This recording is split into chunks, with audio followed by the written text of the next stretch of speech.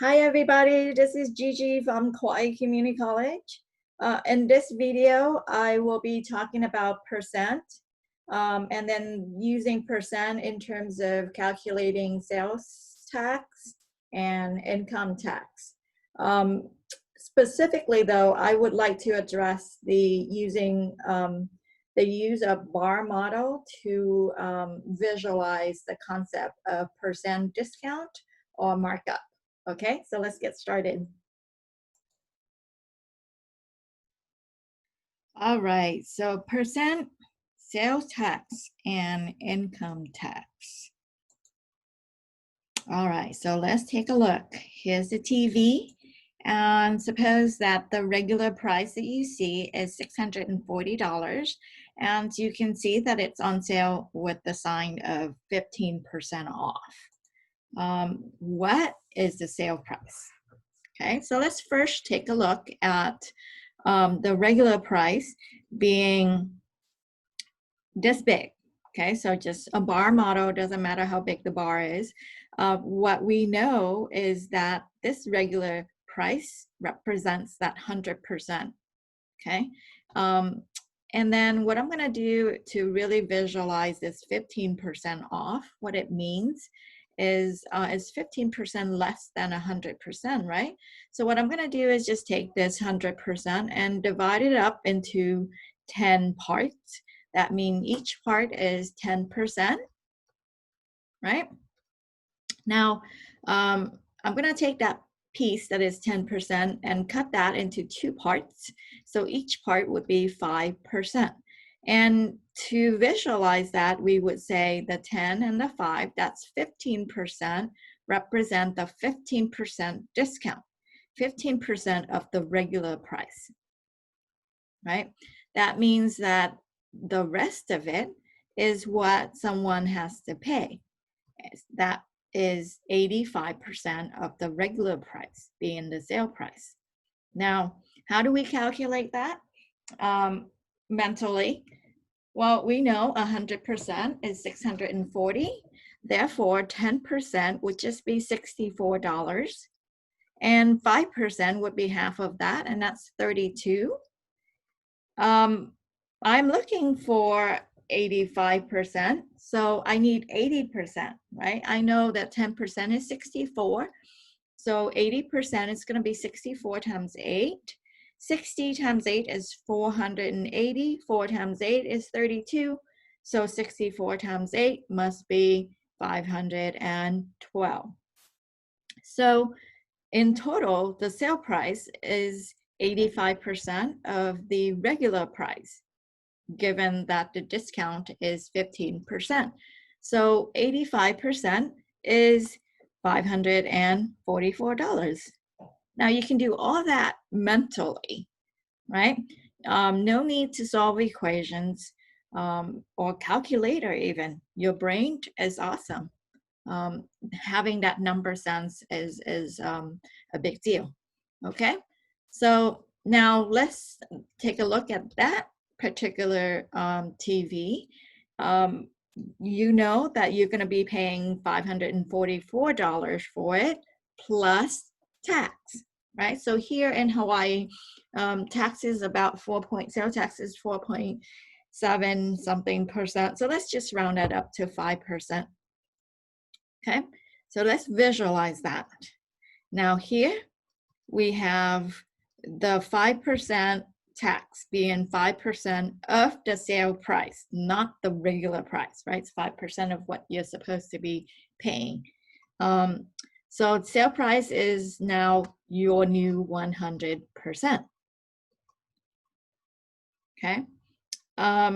Again, divide that into 10 parts. Take that one particular spot, that is 10%, divide it up into two. Half of it is 5%, and that represents the tax, the 5% of the sale price, right? So the total cost is that 100% that you are paying plus 5% tax. So the total price is 105% of the $544.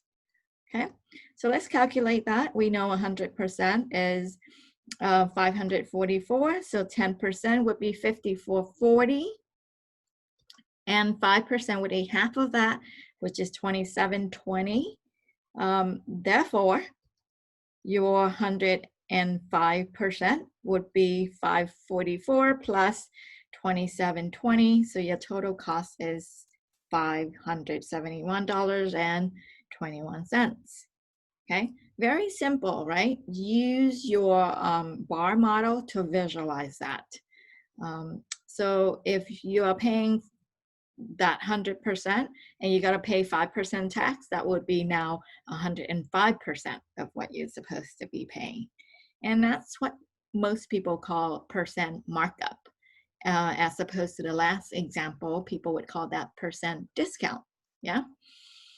All right. Now, what if you have percentages that are not very nice? Okay, for example, someone asks you, what's 27.25% of 689? I just picked those numbers randomly. And that looks pretty nasty, right? So, I mean, you can calculate this mentally, but in which case, I want to show you, in this case, I want to show you the use of proportion to solve percent problems. 27.25% is 27.25 out of 100 is, this is what out of 689, right? 689 correspond to the 100%, right? And we'll want to know what out of 689 is the same as 27.25 out of that. And to solve for proportions, you have seen this before, you would cross multiply. So you have 100x is equal to that. Divided by 100, you have 187.7525. Okay, so that's how you use proportion to solve percent. Okay, now another type of percent would be somebody asking you, well, 37 is what percent of 28? Okay, so what percent? That would be x over 100, right? And it's 37 out of 28. Cross multiply, and then divide by 28. And that's how you calculate percent using proportions. Now that if you cannot do that mentally as the previous two examples. Okay, now let's talk about income tax. Okay, when you are doing your homework in this unit, in this section, be sure to have your book open because it has guidelines and steps of how to follow, how to calculate, right? So looking at this person with gross income of 62, it looked like they are in that bracket. That means you would have to pay 45, 43 plus 22% of what is over 39,475. And the income tax bracket is something that is set by the IRS, so you always know what it is, right? You can always find out online. All right, so, and then you have an adjustment of $4,000. You have some deductions here, right? And then you have a tax credit of $500. That means that you probably have put in $500 for taxes throughout the year.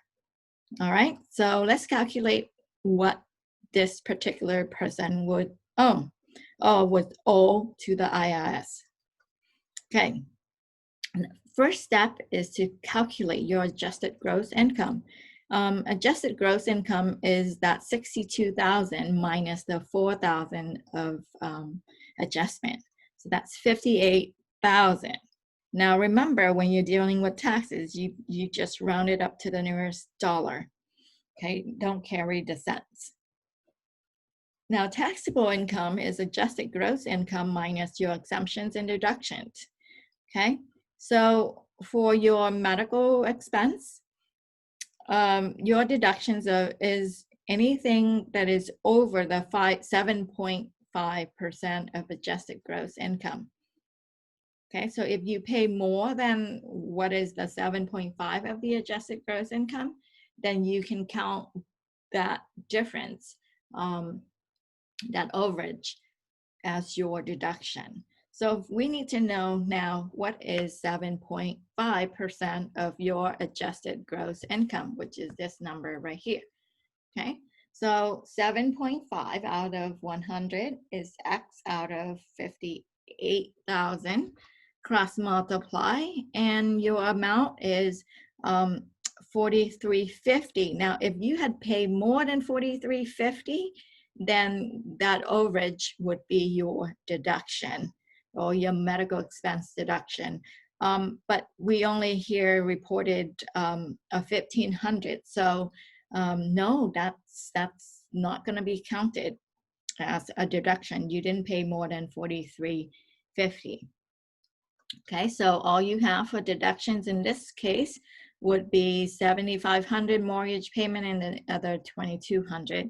So then your taxable income is 48,300. And remember that income bracket, right? To do your tax computation, it would be 4530 plus 22% of whatever that is over 39,475. So your taxable income is this, and you need to see how much over that. So you are going to subtract, and then you're going to calculate 22% of that 8,825.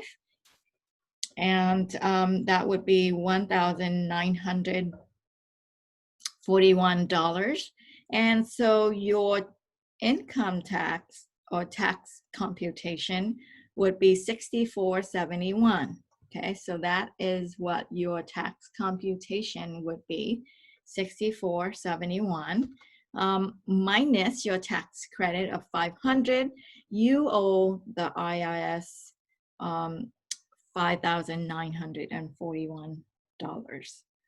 Okay, now the best thing to do when you are working on your federal income tax is just to follow the steps.